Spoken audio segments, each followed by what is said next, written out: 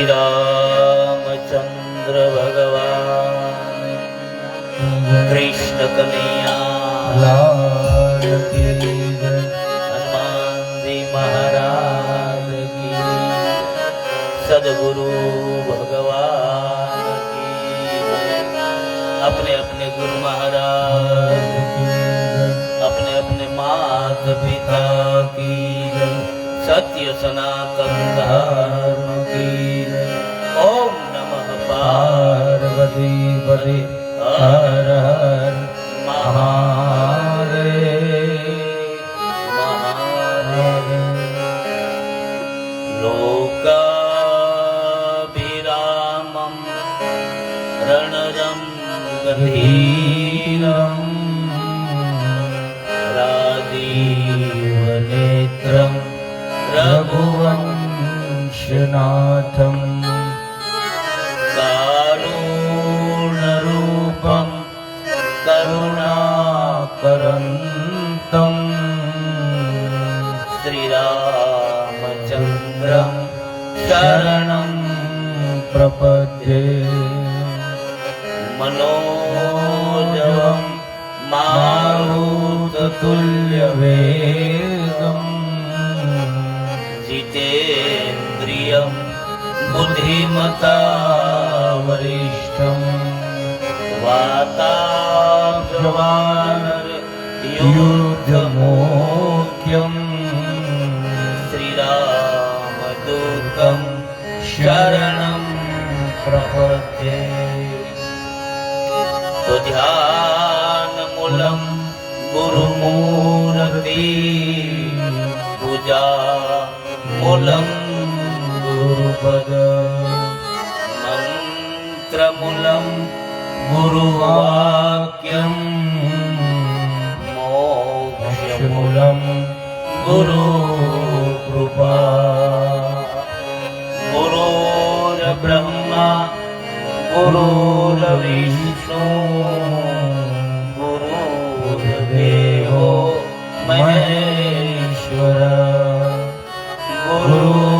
गुरुर्साक्षात् परब्रह्मा तस्मै श्री गुरुवे नमः, तस्मै श्री गुरुवे नमः। श्री राम जय जय राम, श्री राम जय जय राम, श्री राम जय जय राम, श्री राम जय जय राम, श्री राम जय जय राम, श्री राम जय जय राम, श्री राम जय जय राम, श्री राम जय जय राम, श्री राम जय जय राम, श्री राम जय जय राम, श्री राम जय जय राम, श्री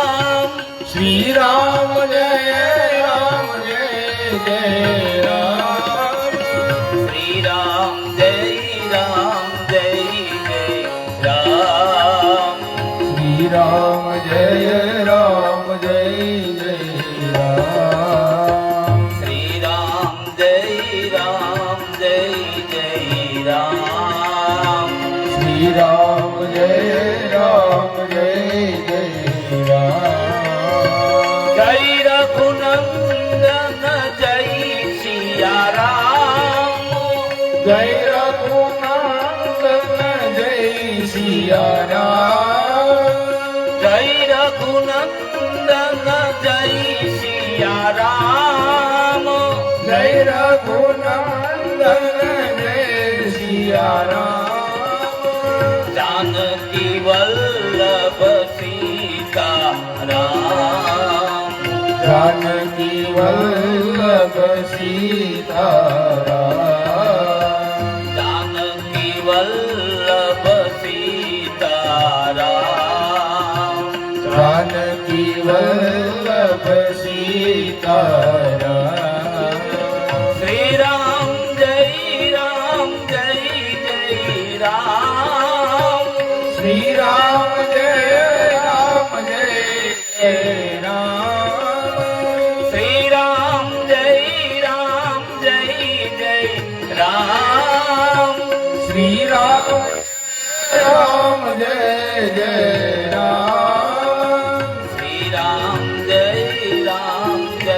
जय राम श्री राम जय राम जय जय राम श्री राम जय जय राम श्री राम जय राम जय जय राम जय जय गिरिवर राज किशोरी जय जय गिरिवर राज किशोरी जय जय गिरिवर राज किशोरी जय जय गिरिवर राज किशोरी जय महेश मुख चंद चकोरी जय जय महेश चंद्र चकोरी जय महेश मुख चंद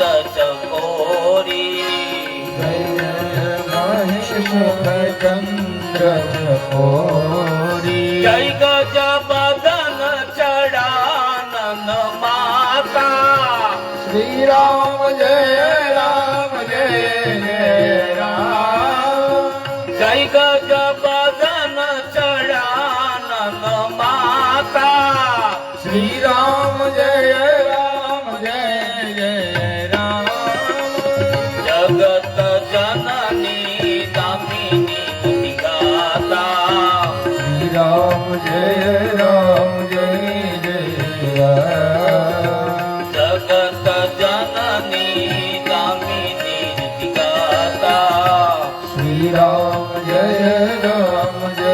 जय राम नैकवयादि मजय अवसाना श्री राम जय राम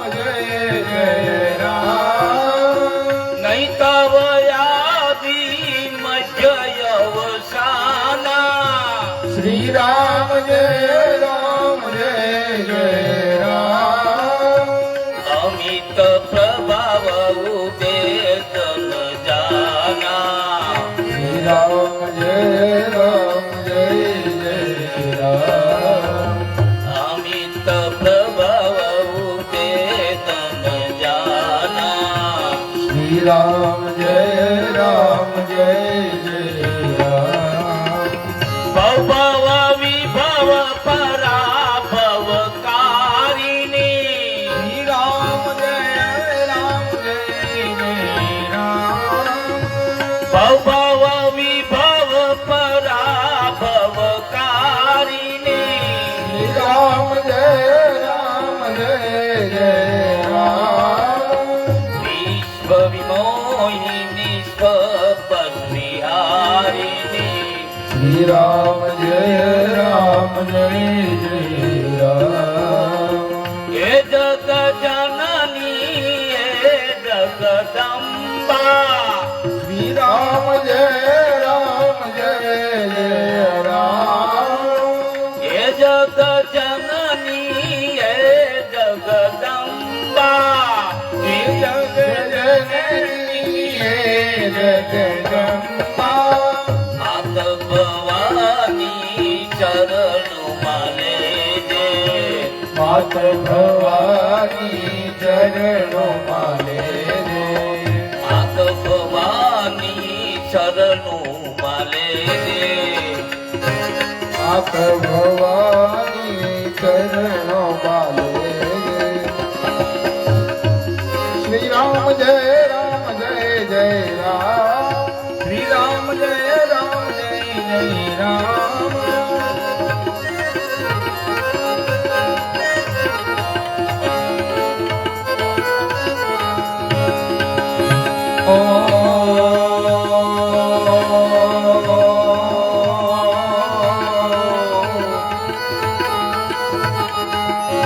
મંગલ ભવન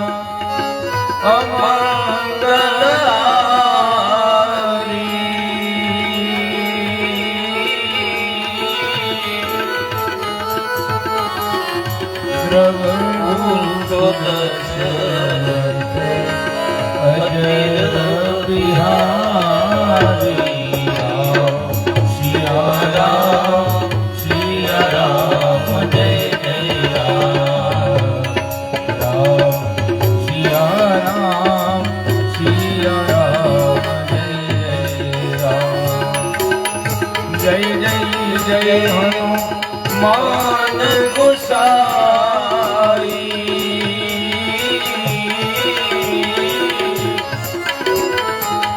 કૃપા કરો દેવકી નાઈ રામ સિયા રામ જય જય રામ રામ સિયા રામ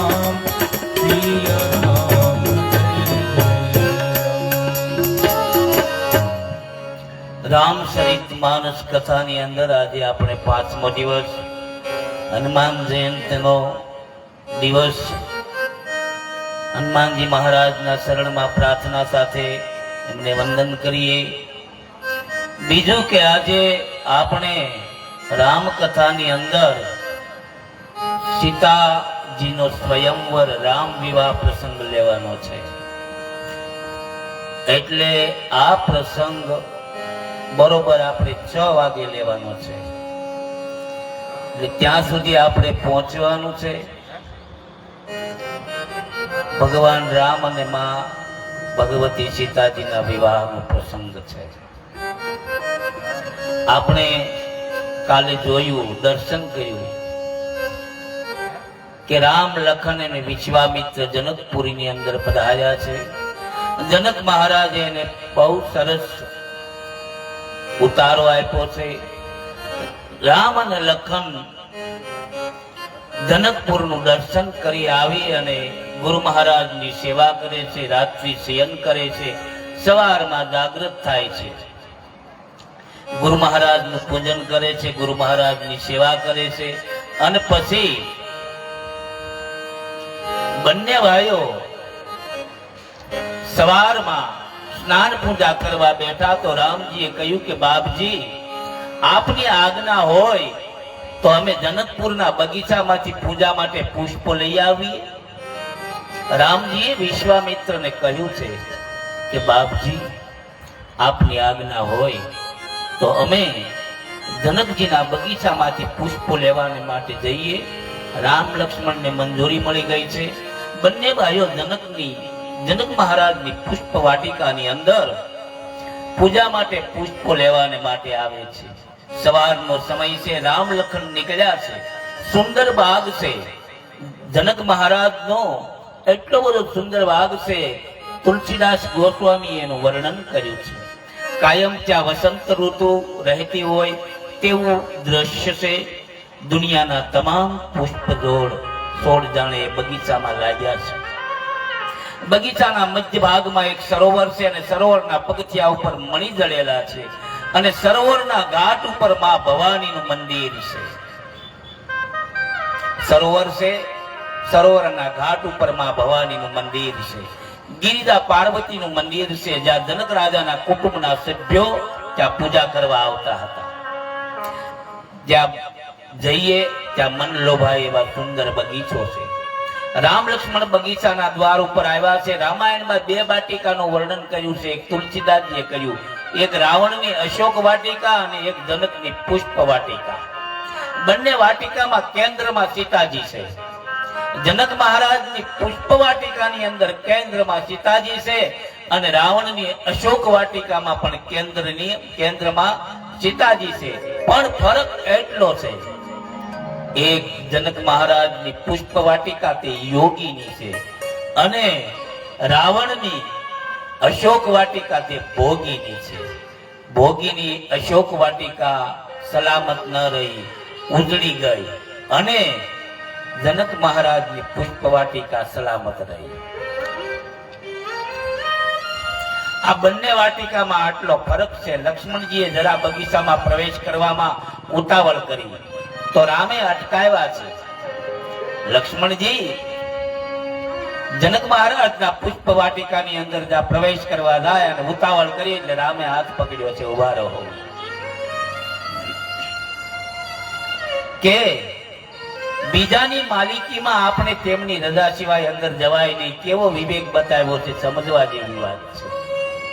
કોઈ પણ બીજાની માલિકીની અંદર ગમે તેવી હોય પણ એની રજા વગર, એની મંજૂરી વગર આપણે પગ ન મુકાય.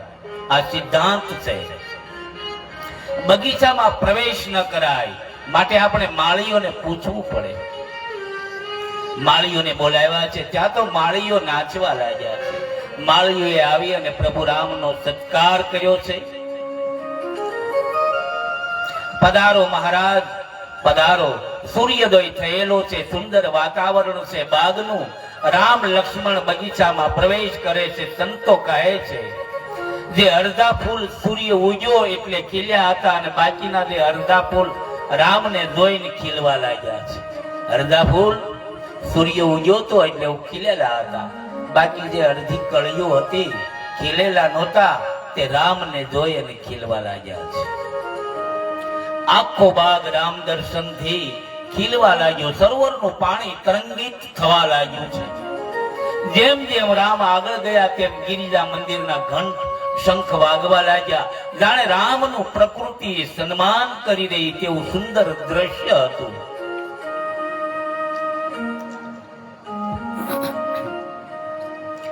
અને બરાબર એ જ વખતે તુલસીદાસજીએ માં સીતાજીનો બગીચામાં પ્રવેશ કર્યો છે. હવે રામકથાની અંદર માં ભગવતી સીતાજીનો પ્રવેશ થાય છે. માં સુનૈનાએ જાનકીજીને કહ્યું કે માં ભવાનીની પૂજા કરવા જા ને બેટા. માં ભવાનીની પૂજા કરવા જા. સુંદર વિવેકી સયાની સખીઓની સાથે ભવાનીની પૂજા કરવા મોકલે છે. બેટા જાનકી જાઓ બગીચામાં માં ભવાનીની પૂજા કરી આવો. માં જાનકી સુંદર સયાની વિવેકી બુદ્ધિમાન સખીઓની સાથે બગીચામાં પ્રવેશ કરે છે. પહેલાનો યુગ અને અત્યારનો યુગ માતાઓ બહુ સમજવા જેવી વાત છે. પહેલાના માતા પિતાઓ પોતાના સંતાનોને કહેતા કે તમે માતાજીની પૂજા કરવા જાઓ, બગીચાની અંદર ફરવા જાઓ, પણ માતાજીની પૂજા કરો. ત્યાં માં ભવાનીનું મંદિર છે, સીતાજીને મોકલ્યા છે. સીતાજી સુંદર સખીઓ સાથે જાય છે, સયાની બુદ્ધિશાળી વિવેક સખીઓ સાથે જાય છે. અને ગોસ્વામી તુલસીદાસજી અહીં ચોપાઈ લખે છે કે તેહી અવસર સીતા કહ આઈ, ગિરિજા પૂજન જનની પઠાઈ. હવે જાનકીજી બગીચામાં પ્રવેશ કરે છે. હવે રામચરિત માનસ રામાયણમાં માં સીતાજીનું આગમન થાય છે. સીતા ચરિત્ર અહીંથી ઉભરાય છે, ઉમરાય છે, અહીંથી ઉમેરાય છે. માટે એકવાર ભાવથી માં ભગવતી સીતાજીનો જય જયકાર કરીએ. બોલો મિથિલેશ કુમારી જય. તુલસીદાસજી વર્ણન કરે છે. જાનકીજી બગીચામાં પ્રવેશ કરે છે. બધી બહેનપણીઓએ સ્નાન કર્યું, પૂજાનો થાળ લઈ અને માં ગિરિજાની પૂજા કરવા માટે ભવાનીના મંદિરમાં પ્રવેશ કરે છે. સીતાજી બધી સખીઓની સાથે મંદિરમાં ગયા. તેમાં એક સખી સીતાજીથી છૂટી પડી ગઈ. એક સખી સીતાજીથી છૂટા પડી ગયા.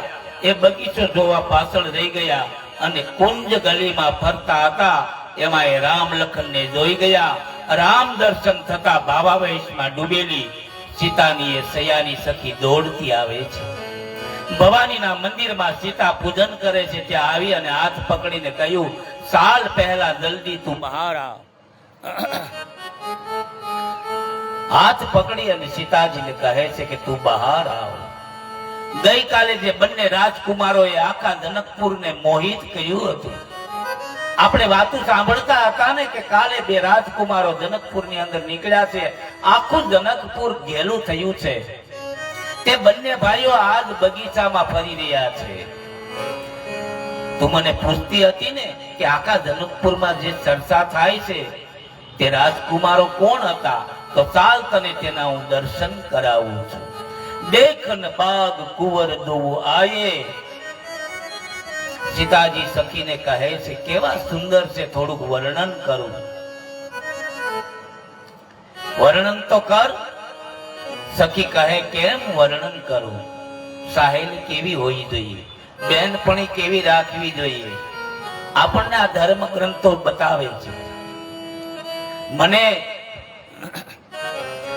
અને તમને આ ધર્મ ગ્રંથો બતાવે છે કોની સાથે બેસવું, કેમ બેસવું. સીતા, મેં રાજકુમારોને આંખથી જોયા છે પણ આંખને જીવ નથી. હે, એની સહેલીને કહે છે સીતાજી કે રાજકુમારો કેવા છે મને કહે ને, એનું વર્ણન કર. ત્યારે સખી એમ કહે કે હે સીતા, મેં રાજકુમારીને જોયા છે, આંખથી જોયા છે પણ આંખને જીભ નથી. અને એ બિચારી કેમ બોલે અને જીભ વર્ણન કરે પણ જીભને આંખ નથી, એટલે જોયા વગર કેમ બોલે? તુલસીદાસજી એમ કહે કે રામનું રૂપ એ ઇન્દ્રિયનો વિષય નથી, એ તો જાતિ અનુભવ કરવો પડે. મધુરાધિપતે રખિલમ મધુરમ. જીભ આંગળી છે અને નજર મૂંગી છે, એ કેમ બોલે કે વર્ણન થાય? તુલસીદાસની દ્રષ્ટિમાં સીતાજીને રામ દર્શન કરાવવામાં સખી એના સદગુરુ છે, માધ્યમ બને છે. ઈશ્વરના દર્શન માટે સીતાજી સાધક છે, રામ બ્રહ્મ છે અને પેલી સખી તે સદગુરુ છે. પૂજ્ય આપણી કથાની અંદર સુખદેવજી બાપુ જળધારા આશ્રમ આંબલાથી પધાર્યા છે, તેમજ અમારે પાછવડાથી બિહારીદાસ બાપુ પધારેલા છે, તો તેમનું સન્માન પૂજ્ય અમરદાસ બાપુ કરશે. સીતાજી કહે કે સખી, તારા આંખમાં આંસુડા કેમ પડે છે? સખી કહે કે સીતાજી, આંસુ નથી. જાનકી, પાણી ભરેલા પ્યાલામાં અમૃત ભરવું હોય, પાણી ભરેલો પ્યાલો હોય અને એની અંદર જો અમૃત ભરવું હોય તો પાણી ખાલી કરવું પડે. હે, આપણી પાસે પ્યાલો હોય અને આખો પાણીનો ભરેલો હોય અને કોક કહે કે આલ્યો દૂધ લેતા જાવ, તો એ પાણી તો આપણે ઠલવી નાખવું પડે ને. હે, નહીં તો દૂધ ઉપરથી ઢોળાઈ જાય. પાણી ભરેલા પ્યાલાની અંદર જો અમૃત ભરવું હોય તો પાણી ખાલી કરવું પડે. કેમ?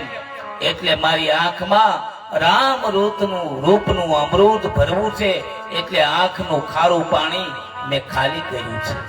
જ્યાં સુધી આંખમાંથી ખારું પાણી ના નીકળે ને ત્યાં સુધી રામ દર્શન ન થાય.